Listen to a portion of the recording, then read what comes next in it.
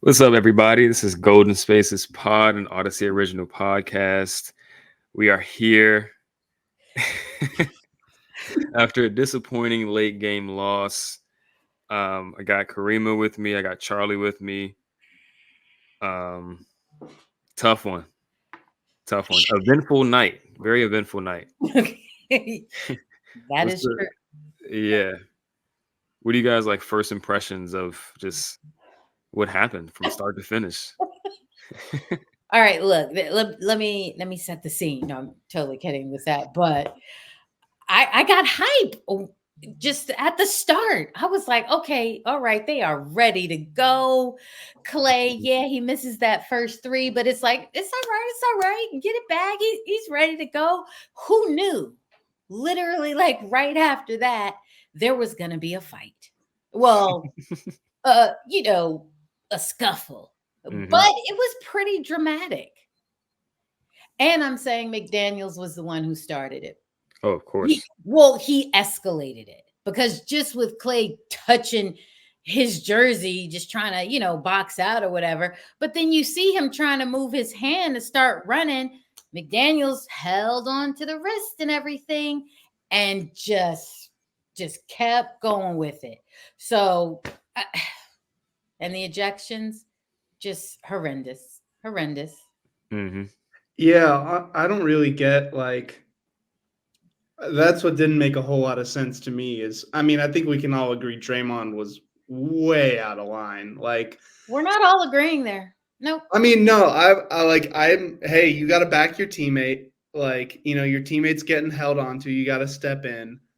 Probably didn't have to try to choke Rudy's lights out, but Rudy was doing the same to Klay. So if you're going to kick Draymond out, then kick the other guy out who did it. That didn't really make sense. I don't know how that ends with Rudy at the free throw line, of all things. Right.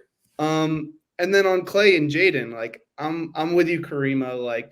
He's got the hand on his chest. He's boxing out. Could he have pulled his hand away a second earlier? Maybe, but that did not warrant the reaction that McDaniels had. He's grabbing on, he's tossing him around. Yeah. And I got to be honest too. I don't really get why either of them were ejected. I thought a double T was coming. Yeah, that to me kind of struck me as, all right, heat of the moment. You get a little chippy, tee them both up, tell them to relax. Don't change the whole game a minute into it just because of that.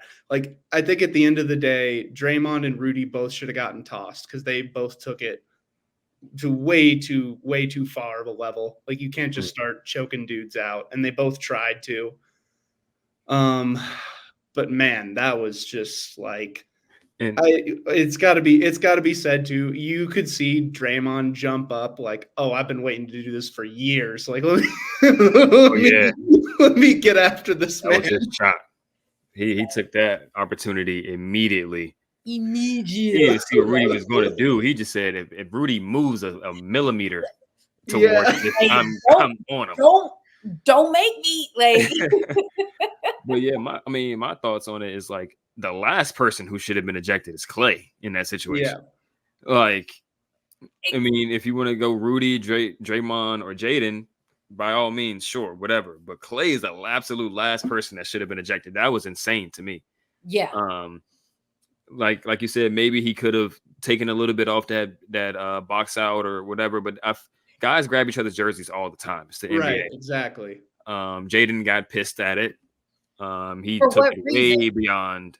He took it way beyond what it was. Klay is not even that type of guy. And everyone knows it. Mad, he tried to choke him like a rag doll, throw him around like a rag doll. And Klay's just sitting there defending himself, and he gets tossed. It doesn't really make sense. He's sitting there with his jersey split in half. But yeah. Aside from that,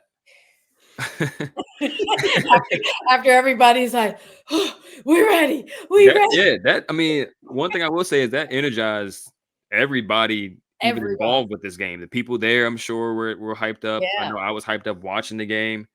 You go into this game at this point with none of your big three there, right? No Steph, no Dre, no Klay.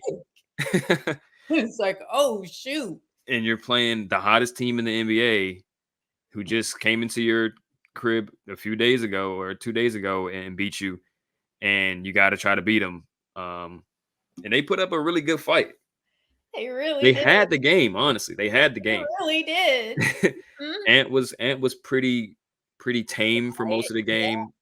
Cat killed him the entire time, but there was no real Naz Reid value there. Rudy obviously was great defensively protecting the rim, but the Timberwolves struggled offensively to get anything going for the majority of this game. They just scrapped, right?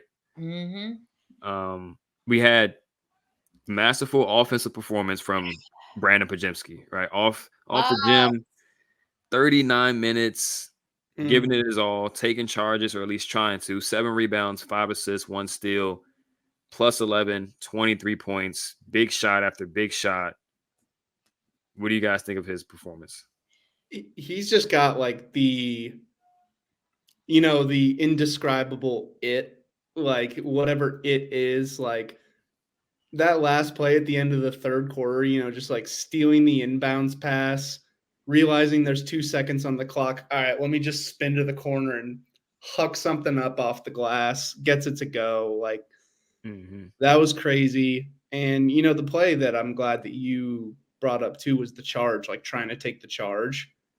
Because, that was like Chris Paul goes, he throws that backwards pass. We'll get into Chris and his performance later, I'm sure. But, he throws this backwards pass. You got a 2v1. Ant's going to try to take it to the rim. And that was just some incredible awareness by Pods trying to get himself in position and make a play, And even though he moves his feet a little bit on review, it's turned around. You still make him earn it at the line.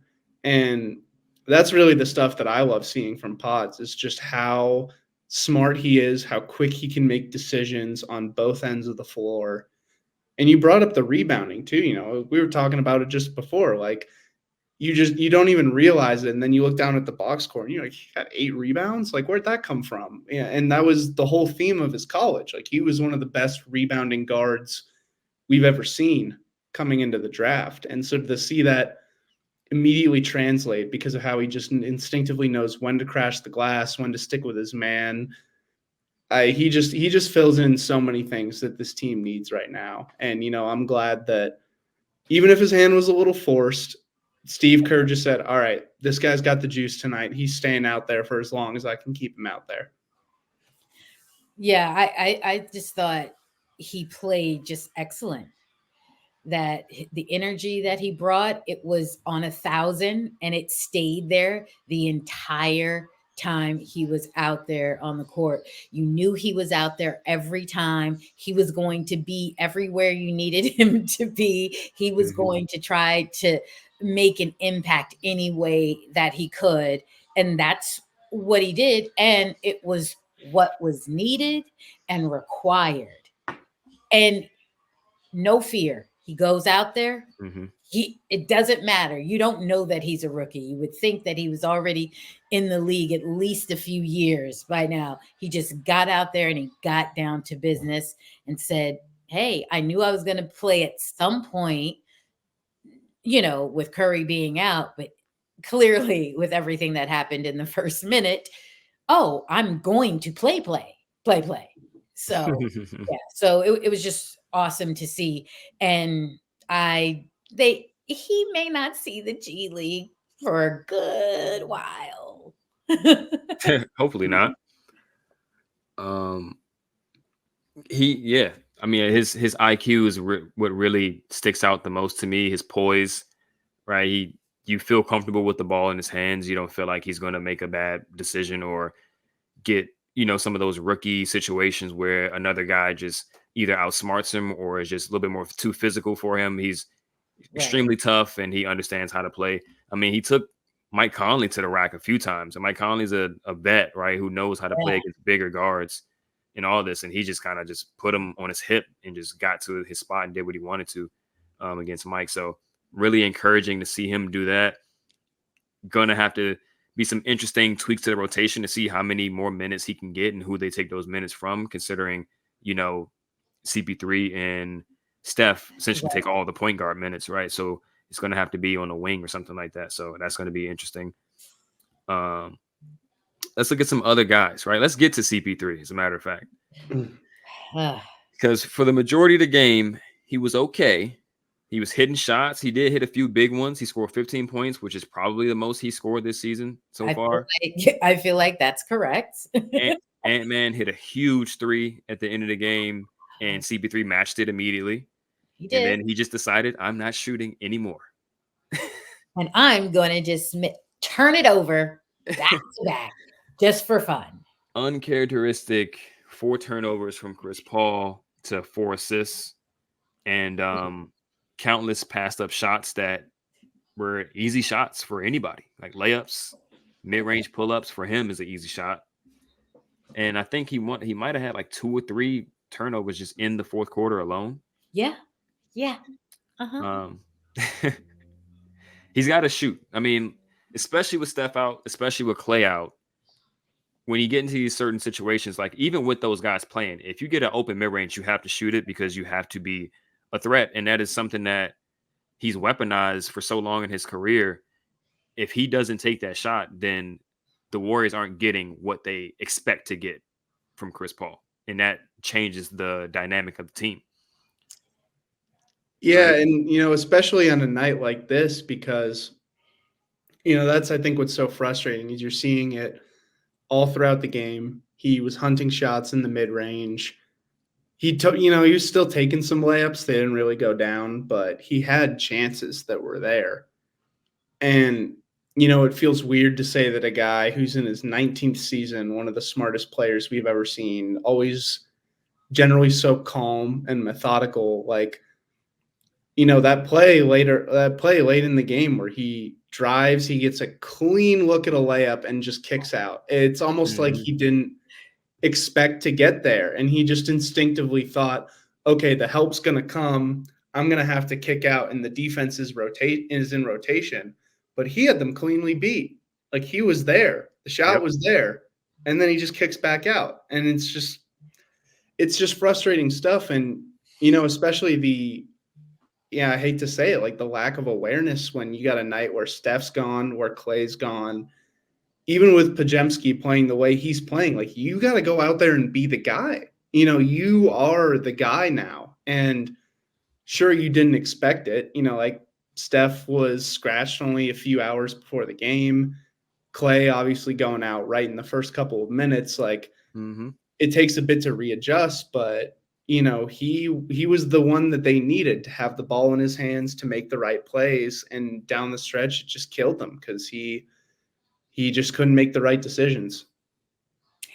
Yeah, that's what it came down to. I mean, okay, we knew that Curry was going to be out. All right, you had time to finally get it in your head that you're going to be the guy throughout this entire game, because it took you to the fourth quarter at the very end for you to get tight and decide you don't know how to think anymore. And I'm starting to feel like, okay, he's been to all these other teams, I guess, because those lights weren't as bright. So he felt comfortable, but he comes to the Warriors. Dude, here you go. This is big time now. Dare I say the lights are just a bit too bright for CP3? I mean, this is not the first time that as it got late in the game, he just started just looking like a different person that we didn't know who we would go up against, who always would be hitting that elbow jumper, who would always do some trickery and foul bait. But now he's on our team. And this is not the first time that now he's playing scared. What? How does this happen? How does he snap out of it, Justin? That's a good question. Because we're going to need him. Yeah, we got multiple guys that need to snap out of some stuff. We got multiple guys that need to snap out of whatever funk they're in. Yeah. Speaking of that, I mean, Chris Paul, like you guys said, he has to take that shot. Multiple layups that he just passed up. Just got to make better decisions. If he's going to be in the game at the end of the game, he needs to be aggressive because he would only be in to juice the offense, right? He's obviously not going to add a ton of defensive value outside of getting a few steals here and there. But late in games, you don't expect teams to just turn the ball over. So it's more so about being able to guard your man and rotate and rebound.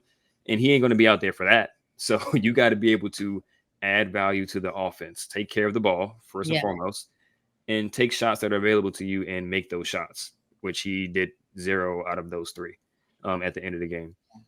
And wait, one last point on Chris, just because I need to state this. He has the opportunity to push the ball and he goes slow. I don't know why he hasn't found that balance, because once again, if it was against us, he would have been taken off, But there were opportunities in this game, even late. Go. And you can see Kerr on the sideline saying, go. And he's just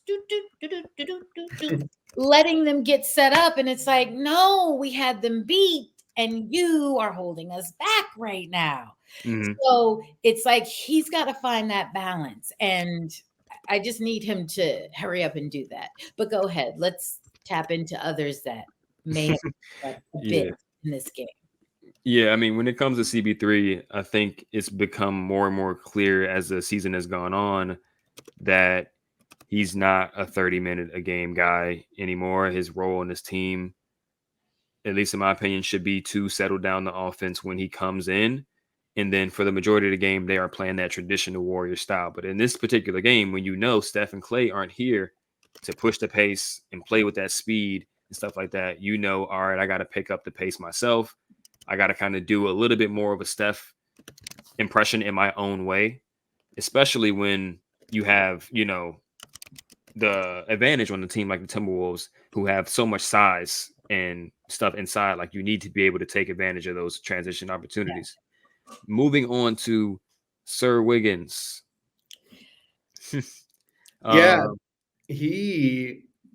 Man, that was real mixed. Like, you could just feel the energy from him change right after the big scrap at the start. And, the shots still didn't fall. Like 1 of 7 from 3, 4 of 15 from the field, only 9 points. We're still kind of seeing that slump. But I don't think it was for a lack of aggression. And that's the thing for me is, like, on the offensive end, if you're just doing the right things and you're not getting the result, just keep doing those things and eventually things will turn. Like, he's not going to be shooting 14% from 3 or whatever it is this season going forward. Like, we know if he takes the shots that he's supposed to take, knock on some wood. But the thing that really stood out for me was he was busting out there defensively. I mean, he was all over the glass. He was creating a bunch of second chance opportunities for the offense as well. Getting some good event creation that we're used to seeing from him defensively, 3 steals and a block. Like, I think he looked really good. He played a major hand in containing Anthony Edwards yet again. He was really just kind of flying around on that end. So, it's still a work in progress. Like, this is not the Wiggins that we saw of 2 years ago during the championship run. But I hope that the coaching staff is looking at this game and seeing, hey, here's that effort that you put out. There's no reason why you can't do this on a nightly basis. Right. Like, you don't need several of your teammates to get in a fight just to have the energy to go out and compete the way he did tonight. So I think it was overall encouraging. Like, the box score stats are going to look rough just because he had a rough shooting night, but the process really seemed to be there. And that's the important thing for me is early in the season, we've seen lack of effort. We've seen him just kind of taking lazy shots, like taking these pull-ups that he really just doesn't have any business taking super contested threes. And I think we saw a lot of good tonight. So, I'm just excited to see if he can build off this effort or if he's going to go back into a shell. Yeah. You want to go, Justin? No, I was just gonna say I agree with the effort. I think it's been like a little on and off, but mostly on as far as the effort is concerned for this season with Andrew. There definitely been some moments where he's been a little bit lazier than he should be, but I think the main thing that's missing with him right now is just the confidence in his offense. And I think it was good for him to get the attempts up, even if he isn't super confident in the makes right now. Like 7 attempts from 3 is generally around where he usually is with the Warriors, right? He usually just hits around like 3 of them, 3 or 4 of them, depending on the night. So 7 attempts, he's catching the ball in these handoffs and guys are going under and he's firing it, right? That's kind of been like his thing. That's how he gets most of his attempts up from 3 with the team. So he has to continue to do that. I do think at the end of the game, his decision making could have been a little bit better in those post ups. He could have been a little bit more aggressive, but he might have been just kind of gassed from trying to guard Anthony the whole game. But, I think going up with a little bit more strength and aggression against Rudy Gobert would have made more sense, right? Especially going to your weak hand, the left hand, over the top multiple times. Rudy just swallowed the shot up. So definitely could have made better decisions there. That would have helped. And it kind of sparked the Timberwolves kind of run in the fourth quarter. But other than that, I did like his energy. 5 fouls is a pretty good indication that he was out there playing physical. He just got to start stacking these performances up as far as, like you said, getting the steals, getting the blocks, because he can do that every game. He has so much length, athleticism. There's no reason why he isn't out there just creating turnovers for the other team, stopping plays and stuff like that. But the offense is still been a little slow. Yes, but I was totally encouraged by this game. Like y'all said, the energy was there. His impact on defense was there. But even at the start of it, before, the chaos ensued, he still came out with energy. You already saw him ready to go. And so that was really good to see. And again, he's taking the shots. He didn't hesitate or anything like that. He went right to it. He was open for the 3. He shot it.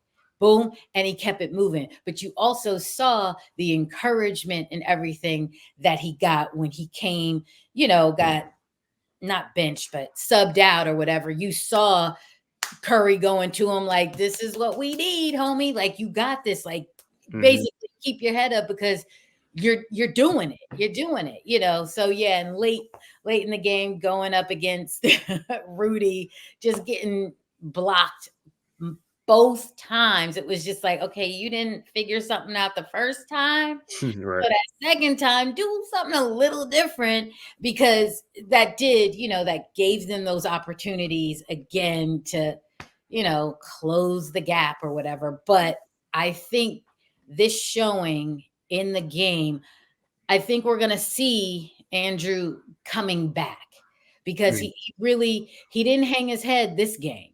Like, he still stayed with it no matter what. He put the shot up when it should have gone up. It just didn't fall. One finally fell. And I know that felt good for him, because it felt good for me when it went in. So,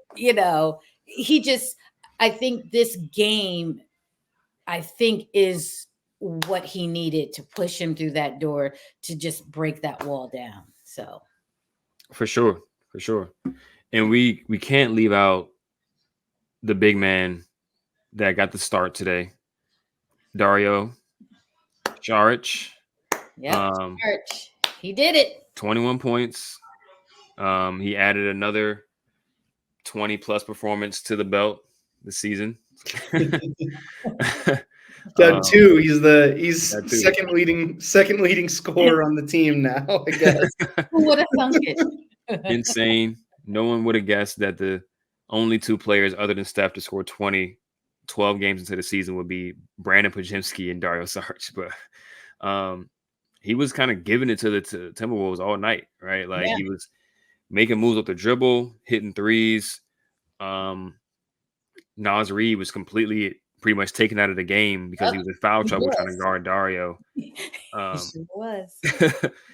And this is kind of like the best version of what we thought we were getting when we got Dario, right? Like 4 rebounds, 4 assists. He somehow managed to get 2 steals. He was pretty active on the defensive end, guarding Rudy Gobert, and just using his smarts the same way that Pods was doing. He was doing in his own way, and they absolutely need him going forward because he's the only big or guy who plays big on this team that can consistently stretch the floor, hit threes, and even make some plays off the dribble towards the basket. Yeah, and wasn't he perfect from the line too? I feel like 6 of 6. I mean, he took the most free throws of anyone on the team by far. No one else was able to get more than 2 tonight because they just didn't have any pressure. Mm-hmm. But Justin, like you said, he took his opportunities when he could put the ball on the deck. He's really crafty too about getting guys up in the air. Like he really knows how to draw contact once he gets in there. I mean, I just like, and that was the weird thing too, is he ends up getting 20 points, but he didn't even shoot that well. Like 3-11 from deep. Mm-hmm. He's 2 of 4 on his twos, but he had a lot of good shots and he still hit a lot of big ones from the perimeter. Don't get me wrong there, but that's the thing that I like about him is he sees what happens. He sees Draymond's out. I'm in the starting lineup. We don't have Klay. I got to dial up the aggression. And he delivered. Like that was huge. And so now we've seen it. Like not only does he have 2 of the 3 non-Steph 20-point games, but those were absolutely crucial. Like they don't win that game in Oklahoma City if he's not scoring the way he scores. They're not even in this game if Dario isn't scoring the way he scores tonight. And I think especially, like when you have the kind of stuff that happened early on in this one, it's going to slow down. It's going to turn into a slugfest. Like, especially with the way Minnesota grinds it out defensively and plays kind of a patient offensive game, you're going to need someone who can do things in the half court to get yourself to the line, get like repeatable baskets, create consistent offense, because you're not going to have the running around, flying off screen stuff if you don't have Steph and Klay. So I think Dario, more than any player on the team tonight, did an amazing job at adjusting to the situation, seeing what he could do to best contribute. And he nearly delivered a win in a game they really had no business winning after those ejections.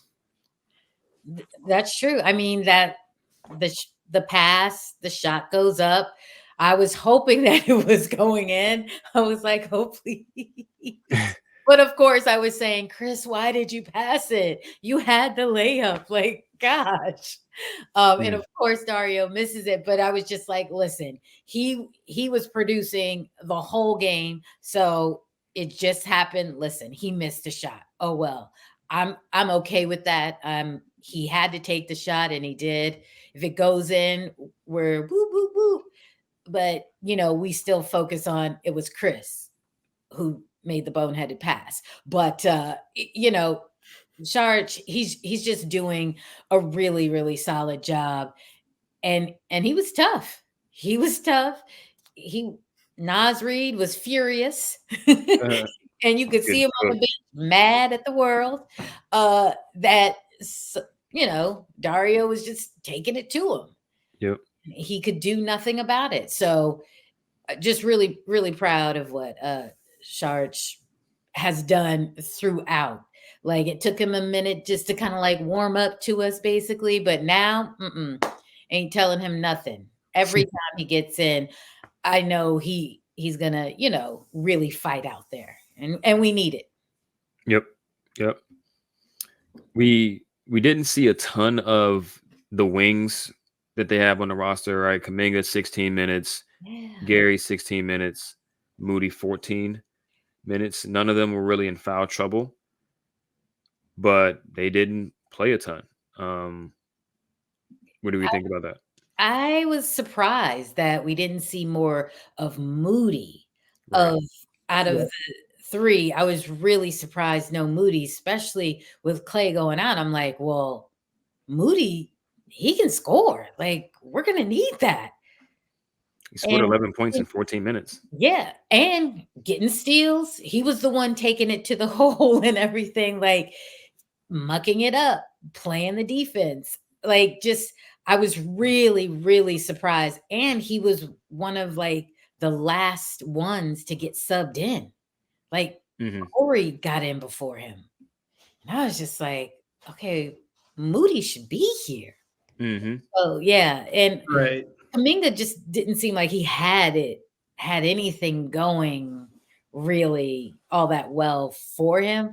I don't know what was up, but it could just be the whole everything just being jumbled up or whatever, and Kurt trying to find where to kind of put him in, which lineups that, but then also Kuminga's kind of just not, when he's getting on defense, it's just like, dude, what are you doing? Come on. Why are you fouling here?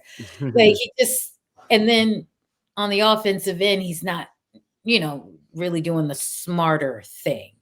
But this game, he was just kind of a mess to me.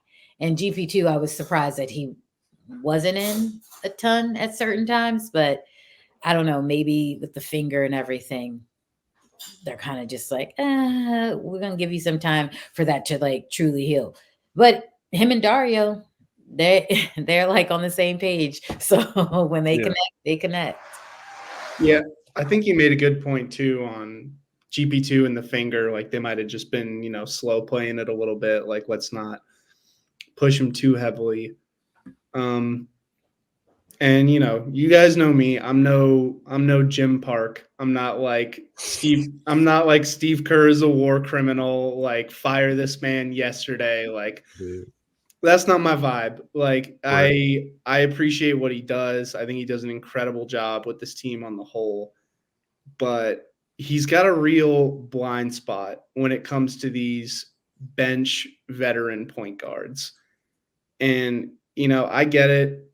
You want to go with the guys you feel like you can trust. But Moses Moody has given you time and time again reasons to trust him because he makes the smart play offensively. He's always aggressive. I love what defense he's bringing to the table right now. And at this point, I just don't. There's no defending why Moses Moody's getting the same amount of minutes as Corey Joseph. Like, that just doesn't. None. That doesn't track to me because, maybe Corey's a slightly better playmaker, but, part of playmaking is creating shots for yourself. Like, there were multiple plays where Moses would just, he'd get the catch and shoot opportunities. He'd go and attack a closeout. He'd get himself to the rack. Like, that is an important part of it. And Corey Joseph was like, I'm just kind of dribble around until I can maybe get a mid-range. And, he used to be a fine player, but he just doesn't have the juice that Moses does anymore. And I just don't get it there. Like, it's like you got, on the one hand, you got Podziemski playing out of his mind. And he's like, all right, I'm going to roll with him. I'm going to keep it going here. And then Moses is playing really well, and he can't seem to get off the bench. And there's just no explanation for that to me. No, I wish we had somebody in the Bay who can ask this question. Yeah. We can get somebody to ask that question. We'll have to wait and see. Yeah, because it is very curious, because I thought Moses had really earned some minutes. Just every time he was out there, he was a positive in my eyes. I don't know what the box score says, but he was getting it done. So I was really surprised, but I think he came in the closing lineups a little bit. I feel like I saw him a brief possession or two, and then I think and then he was yanked very quickly. Yeah. I think he was more so a victim of the lineups that he was played in today. He ended up being a minus 12. Ooh. But again, he scored 11 points in 14 minutes. He was playing defense. The thing about Moses Moody is that, like, he's underrated in how he can scale up defensively, right? So, like, he's on the block guarding Naz Reid one-on-one, holding him up. Yep. He provides way more help side rim protection than other wings on this team do. He's just a good player all the way up and down. He's Like he's not a 1-to-1 replacement for Klay, but he does a lot of the things that Klay does in terms of being able to scale up and down defensively, and also just be the only true like wing shooter other than Klay on the team. So with Klay out, you would think, hey, let's give Moses at least 20 minutes. Like I thought that was going to be the perfect slot. I mean, and they went to the double old point guard lineup late in the game. Yeah. And they could not score. Yeah. But you see how quickly that changed, though. It was just like, no, get them out. Well, and that's the part of it too with Kerr is, like, should he have tried that lineup in the first place? No, but he saw it for like 2 minutes and he was like, all right, we're done with that. Yeah, like why even put it out? Why even put it out there? Yeah, right. Why put it out there? Who told him? Hey, let's give them some run together. Who told him that? Maybe because Corey had hit a few threes. I don't know. I don't understand that particular play. I'm glad it didn't last long. Right. And you would think. I mean, you would think with Moses, like before when he was a rookie. Like there would be some times where he would get beat on defense or he would foul a lot on defense, stuff like that. Those things don't really happen as much anymore. He's 0 fouls. Like, I mean, he makes plays defensively with his length. So you would think, okay, just from a defense standpoint, Kerr loves guys who defend. Moses should be playing more because he defends. But then you factor in the fact that he can actually hit a shot. He can attack a closeout. He can finish at the rim. He can hit threes. Play him, right? Like I think they made one sub at one point early in the fourth or something. Wiggins had like a few bad plays in a row, so they took Wiggins out. 2 fouls, like the back-to-back. Like, I think it might have been a charge and then another foul or something like that. Or it was a legal screen. Yeah. Then he put Gary in, and I'm like, okay, Gary's a good player, but you need offense. I was right there with you. That was a perfect opportunity to put Moses in the game.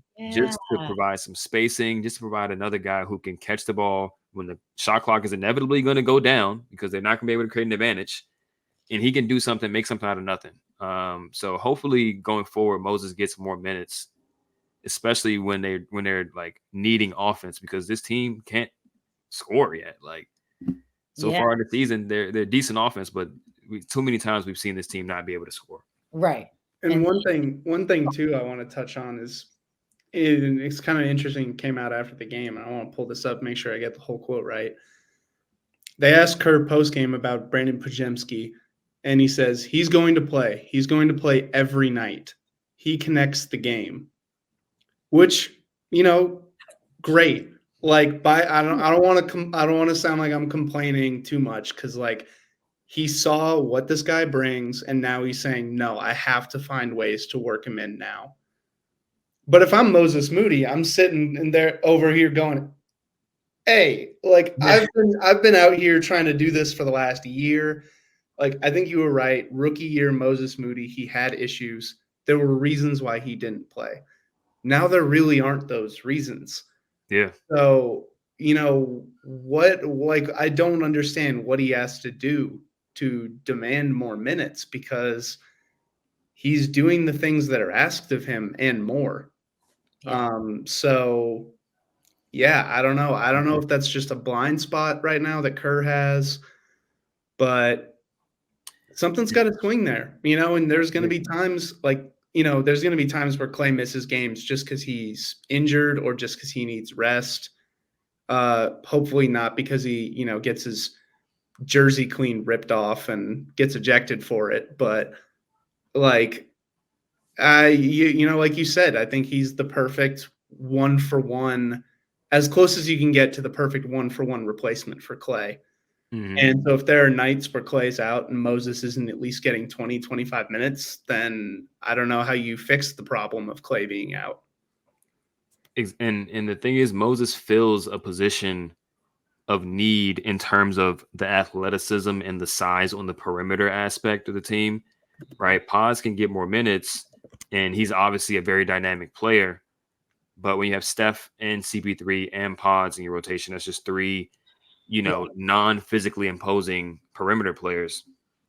and it's just less minutes for the guys who are the athletes who can make the plays, out there defensively and in transition and all the athletic plays that you need to compete with these bigger teams. Kariemah, you were going to say something. Well, I was just going to say that since they do play, two different positions, I feel like Pods is really going to be inserted to give Chris a breather, or kind of, Chris ain't really got it tonight. Let's just kind of scale back, have a seat, Pods, get up on in there, give us this energy boost. And then I think we still see more Moody in that respect. I mean, but we do know that Moody does, he's in the second unit. Like, he's been featured in that a good while. I still am surprised that he didn't get more run in this particular game, because I thought, he really would have been great for us. So with Pods playing more, I think that that's just going to be a great benefit to the squad. And I don't think that really affects Moody that much. But I could be, again, if he's trying to run them together, Pods and CP3, then somebody scoot, Mm-hmm. But I'm hoping, I don't know, whatever assistant coach on that bench needs to be like the Moody promoter. Like, seriously, kind of just like, yo, Steve, like, Kenny, you need to be like, Moody needs to be in here. Like, we can't even score. Look, Moody scored in the 2 seconds left in the game. He did. Look at that. It's like you probably could have used that 3, like when the game was still in hand, or when reachable. Chris was just passing it around, and 2 seconds left, throw something up, somebody. Yeah, we got some Trace minutes today. Hey, not too bad. Not too bad. I mean, he's more dynamic defensively than a lot of rookie big men are, right? Like, he's strong enough to bang down there. He's mobile enough on the perimeter to move with more mobile bigs, and he's pretty smart, right? There's some things that he definitely still has to clean up, but I think that comes with more reps, right? Like, being able to finish around the rim with his right hand, I think is something that he has to work on. He goes left a lot. And just a little, this timing with certain things, but he's an active screener. He takes good angles on his screens, right? Because if you take one angle away, he can just move to another angle and he gets a good screen there. And it's a tough task playing against this front line. They probably have the best group of centers in the league with, Rudy, Cat, and Nas. There's just a lot of talent at the center position. They all do different things. And I think he held his own pretty well. Yeah, I thought he looked decent out there. There was one play that I was like, "Come on, Trace, you got to dunk that, homie." Like, you that one. That it was just so perfectly set up for you. He tried to go up with his left hand on the right side. That's and it's like, come on, it was right there. But I like watching him play because he is smart about it. So, like, we're gonna see a lot more of him. And I thought Looney was better tonight. For sure.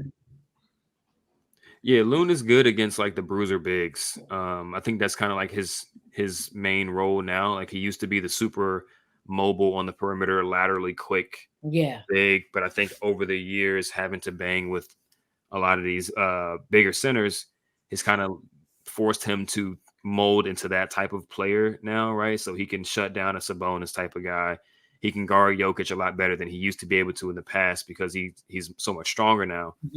And he can bang with like a Gobert on the inside, or Cat's trying to just run him over to the rim. He can use his strength to kind of throw Cat off. Even though Cat is just, such a talented offensive player, he still had a great game.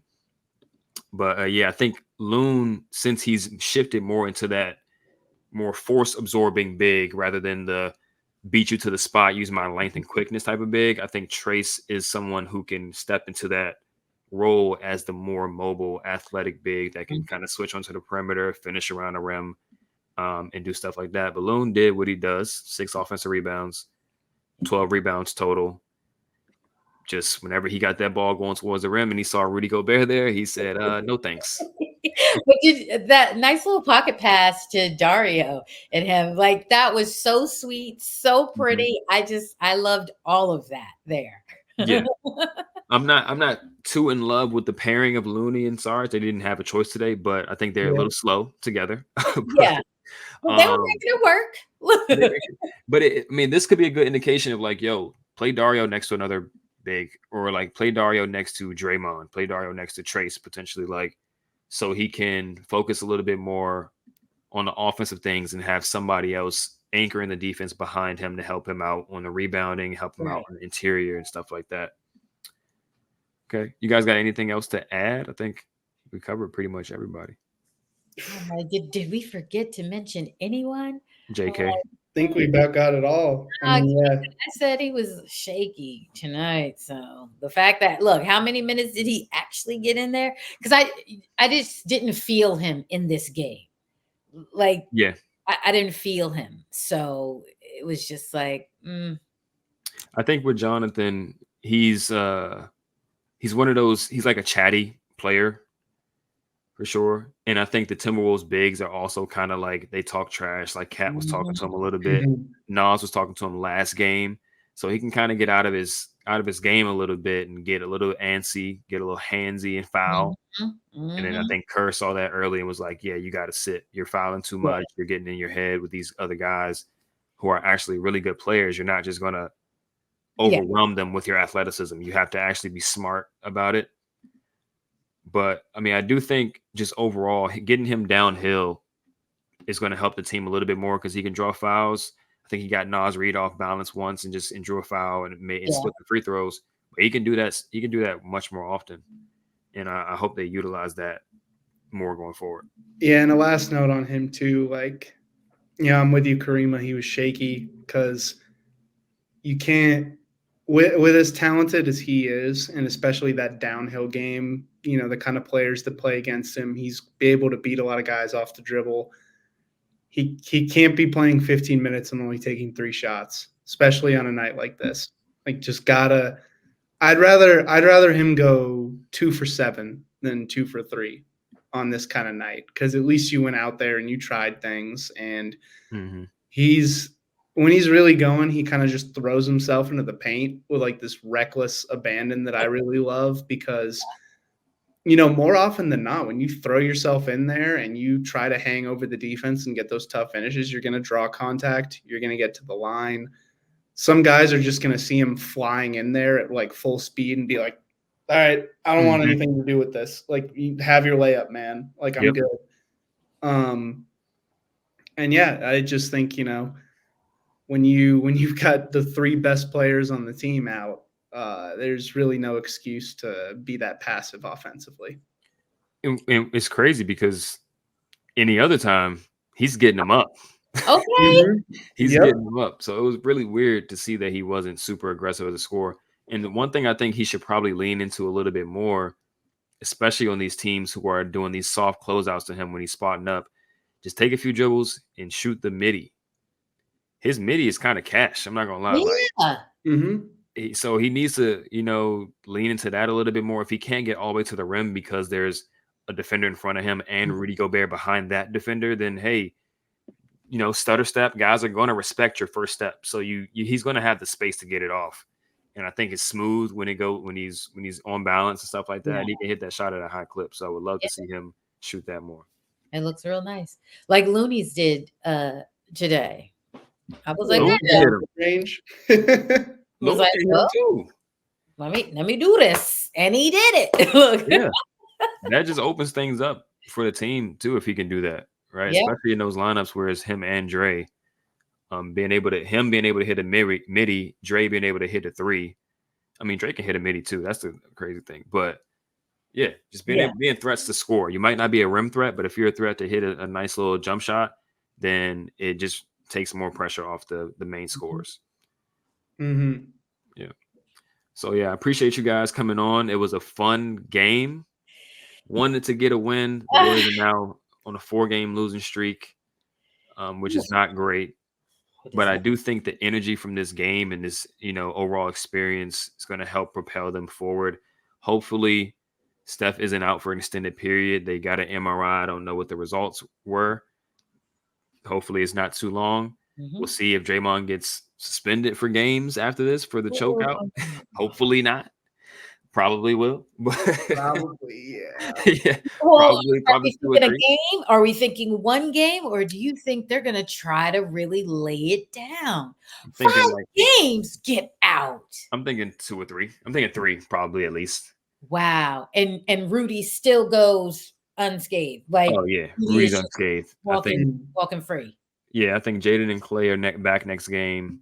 Draymond's probably out for like 3 or so. And let's just hope Steph misses at most 1 more game. Yeah. Please, just be one. Okay. Yeah. All right. We made it. we all know the Draymond reputation is going to get him some extra games in there. So, any other guy does that, and they go to the foul line like Rudy. Yeah. Right. Slap on the wrist. Stop that. Yeah. Yeah. Appreciate you guys coming on. Charlie, thanks. Kariemah, thank you as always. Thank you. We will see you guys next time. Bye. Peace.